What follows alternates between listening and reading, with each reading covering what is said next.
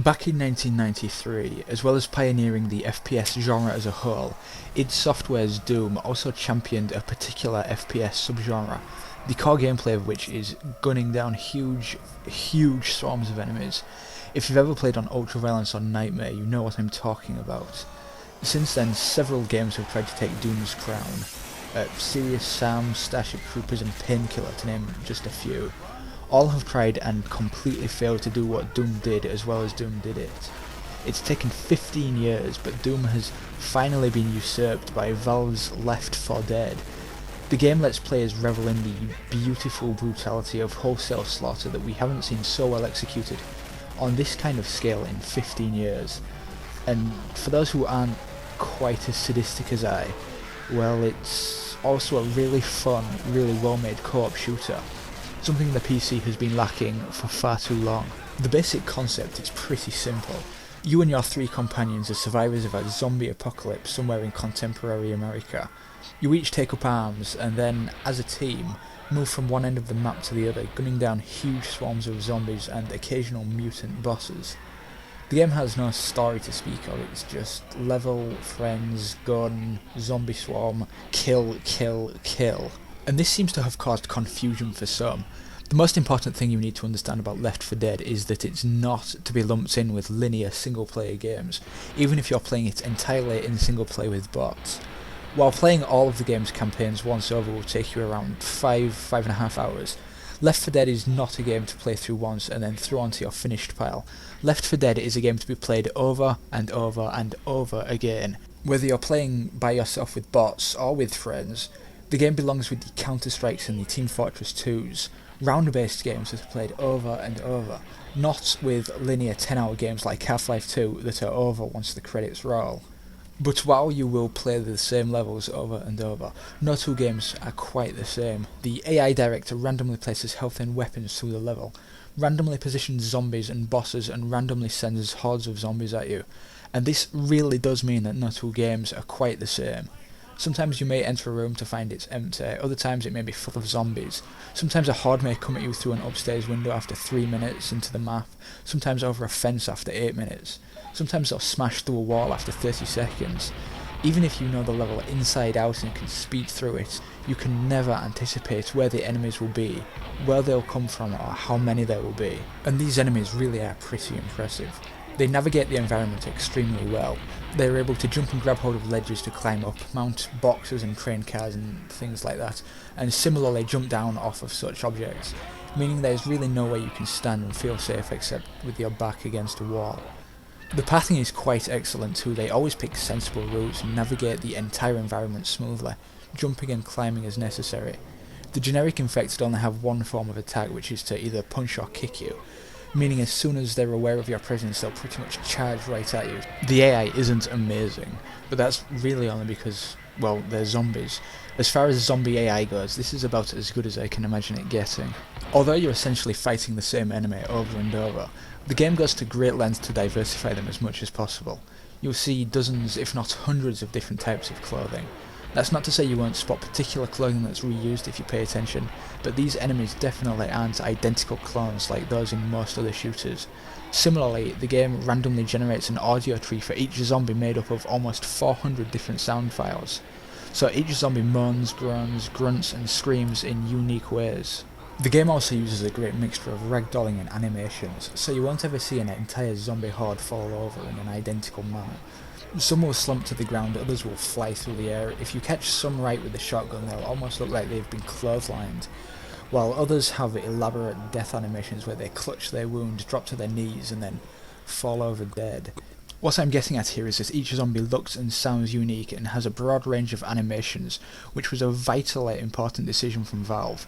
Never will you feel like you're fighting generic zombie clones. Each zombie is individualised, and for a game where you're essentially killing the same one enemy over and over, things like that really help mitigate the potential repetition.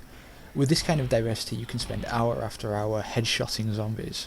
But how well you can kill zombies isn't really the focus of the game as much as how well you work as a team. Much like Team Fortress 2, one of Valve's other multiplayer shooters, your Twitch skills really aren't tested as much as your ability to organise yourself and coordinate with others. A zombie horde is too much for one player to handle, and all of the bosses have unique ways of making individuals suffer if they stray from the group, so the group really has to stick together. Individual players will also move slower, and a coordinated group moves only as fast as its slowest member, meaning there's a clear incentive to protect each other and to share healing items. Some of these means of forcing teamwork may seem just that, forced, but they do work. A disorganised team will probably struggle or even be unable to complete the chapters, while a group of well-organised, coordinated players can breeze through whole campaigns. What this all means is that your experience will only be as good as the players you're playing with, which really puts a stronger focus on playing with people you know, people you trust. It seems Valve made the game with that in mind, as you're given a list of all your friends currently in-game right on the front menu screen, and you can just jump right in with them. Rather than using a password system on games, you can set them to friends only, limiting players to your Steam friends list. If you don't have any friends, you can make use of the matchmaking service to quickly find a game with random people, but you always have the option to play with bots, and these bots are great, I have to say. If you're a single player gamer, this game is still for you. I've spent about as much time with bots as I have with actual people, and the experience is great either way. There are very few weapons in the game, but they are awesome. If you enjoy shotguns especially, you're in for a massive treat. Left 4 Dead has absolutely the best single barrel shotgun since Doom. As well as the shotgun, there's also an Uzi. Those two weapons being the tier 1 weapons, one of which you choose at the start of each campaign, at a random point through each campaign, as determined by the AI director. You'll have the opportunity to upgrade to a tier 2 weapon. The auto shotgun replaces the shotgun, the assault rifle replaces the Uzi, and the hunting rifle doesn't replace, but is sort of an enhanced version of the pistol in terms of functionality. Valve kept all the weapons very real world to help with that authentic, immersive zombie apocalypse feel. I mean, it's not like rocket launchers and railguns are dotted around America, you know, but I found myself pining for a few more weapons. A flamethrower especially would be a lot of fun to play around with. Still, the existing weapons are pretty awesome. The game features 4 campaigns, each of which consists of 5 chapters. Each campaign has a particular theme. The first is hospital themed, as the survivors have to make their way to and then to the top of a hospital for a rooftop rescue. There's also a woodland themed campaign and an airport themed campaign. Each campaign has a fairly broad range of environments, featuring both narrow and expansive areas, but both are essentially linear. There are occasions where you can, say, smash through a second-story window and drop down into an alley rather than navigate your way to the bottom of the building and leave through the front door. But all the maps are very A to B stuff. Each campaign ends with a very intense final showdown where hundreds of infected and several, perhaps even dozens of bosses are thrown at you. There are 5 boss zombies in the game, and they all have ways of forcing the team to work as a unit, either by being able to incapacitate individuals, meaning their friends will need to help them out, or just by being crazy hard. In addition to the standard co-op game mode, there's an option to play Versus, where some players play as human survivors and some control these boss zombies. It's a lot of fun playing as the infected. You'll spend a lot of time just sort of standing around watching the survivors run around, waiting to attack at just the right moment. With the exception of the tank, who is crazy tough, the boss zombies are pretty weak, so chances are you'll die repeatedly when playing as the infected unless you happen to attack when the survivors are at their most vulnerable. Only the first 2 campaigns are available as Versus, which is a little disappointing as it's probably the most fun game mode in the game, although there are only 2 game modes. But there will almost certainly be additional Versus-oriented maps developed in the future. It's worth mentioning that, as with Team Fortress 2, Valve intends to offer post-release updates. Exactly what these are we don't know, but to speculate it will likely be things like additional campaigns, weapons and game modes. Valve games do of course always have very strong modding communities, so expect no shortage of mods and player-made maps to play with. Still, the game right out of the box has more than enough content.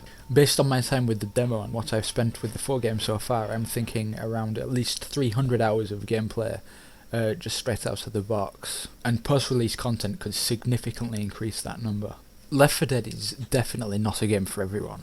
Its focus on teamwork over Twitch skills will alienate a lot of gamers, as will its perceived repetition and somewhat simple gameplay.